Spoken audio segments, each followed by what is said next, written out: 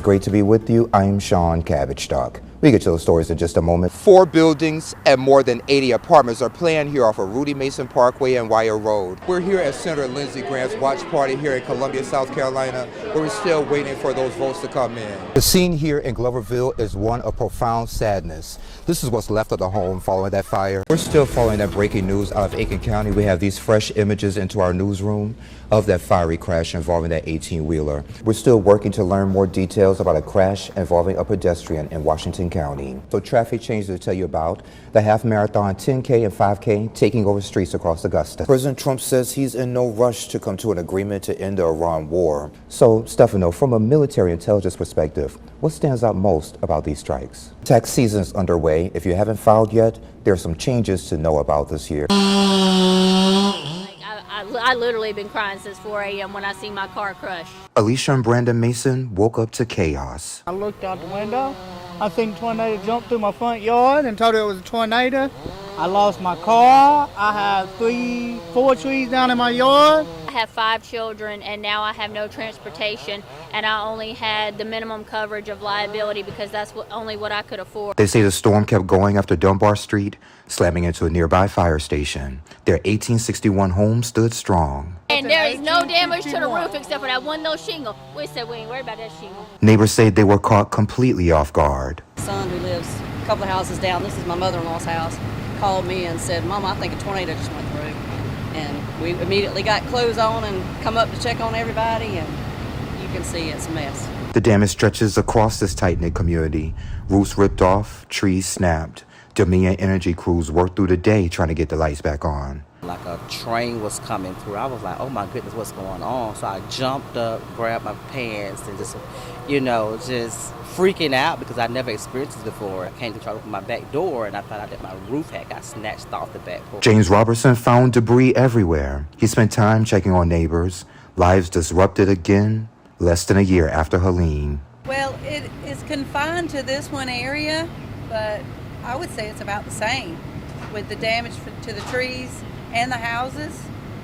I would say it's about the same. PTSD from that, just not even a year ago we had Helene, and then this come through kind of like makes you scared. Like, it's just something you never think it happened to you in your neighborhood. Neighbors rallied, checking on each other in the dark.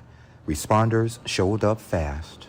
The chief at Langley Department, he checked on us, his wife. Graniteville kind of reached out. Red Cross has been on top of everything. They've been very, very supportive. My first thoughts were, first of all, the safety. Water being out, that's understandable, but do they have water? Do they have water to drink? Multiple family members told News Channel 6 FCI Edgefield inmates had almost no running water or working toilets for a week. They say water came in short bursts and portable toilets weren't accessible. One asked to remain anonymous for the family member's safety. Basically everything backing up. Some of the places overflowed in the floor from, the water shut off and people having to use the restroom. Inmates thought construction work outside had hit a water line when they asked for answers. And then they were told to shut up, and then they got put on lockdown. And he didn't call me again for a few days. Edgefield County Water and Sewer says their system wasn't affected. FCI Edgefield used reserve water. Initially, the Bureau of Prisons says staff were managing with contingency plans. So talking about water engineers, getting people in that can deal with large systems in place and doing it very fast, because things can go downhill very quickly when you don't have water in a prison. We're told when the water returned, it was cold, sporadic, and full of air. Toilets barely flushed. Inmates were told to contact family for water or supplies. One family member even called the United Way and Red Cross to get bottled water to them. Can't brush his teeth.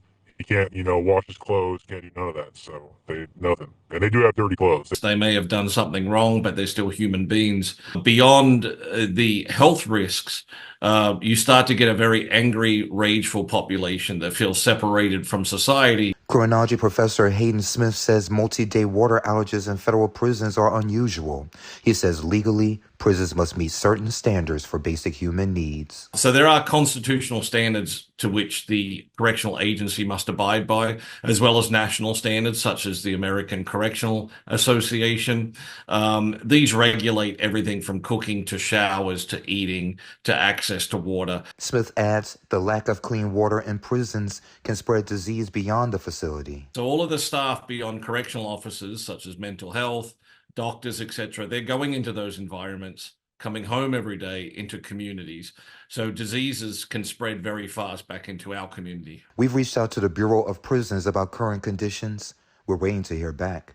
In Edgefield County, I'm Macon Bureau Chief Shawn Cabbagestalk, WJBF News Channel 6. Behind every kennel door, there's a dog hoping today is the day someone chooses them. This is little Honeybee. She's just new to adoption this week, but she's a senior. But at the Aiken County Animal Shelter, there's nowhere left to put them. Right now it's very serious. We have no open kennels. Some dogs are now sharing spaces designed for one. Yesterday at the end of the day, a dog came in and we had no place to put it, so it had to sit in a crate. And that is disturbing to us. Staff says they're carefully pairing dogs so they can safely stay together. But they say overcrowding still takes a toll. Often when a dog has been surrendered by an owner, which we are seeing a huge uptick in people wanting to surrender their pets right now, those dogs do not do well here. So a lot of times they're vomiting in the corner, they're spinning, they're chewing at the kennels, and it's heartbreaking to see. More surrenders. But he's a jealous little guy and didn't want to share his owner with their other dog. More unwanted litters, fewer adoptions. And I do think the economy is hurting people. So when we're struggling at the grocery store for groceries for our families, you have to imagine you have to pay for your pets too. And medical costs are rising. The shelter even waiving adoption fees through the Bissell Pet Foundation's Empty the Shelter event. But what's scaring us is the lack of adopters. This is summer vacation. This is a time when we often get people coming in and families coming in, and no one's coming in. If the shelter runs out of room, officials say their ability to help more animals could be impacted. If we have 84 kennels and then we get 20 people bringing dogs in, where do we put them? The shelter says it's a no-kill facility, but warned that depends on community support. If they could look into the eyes of these animals that we look into every day, they would feel what we feel. In Aiken County, I'm Aiken Bureau Chief Shawn Cabbagestalk, WJBF News Channel 6.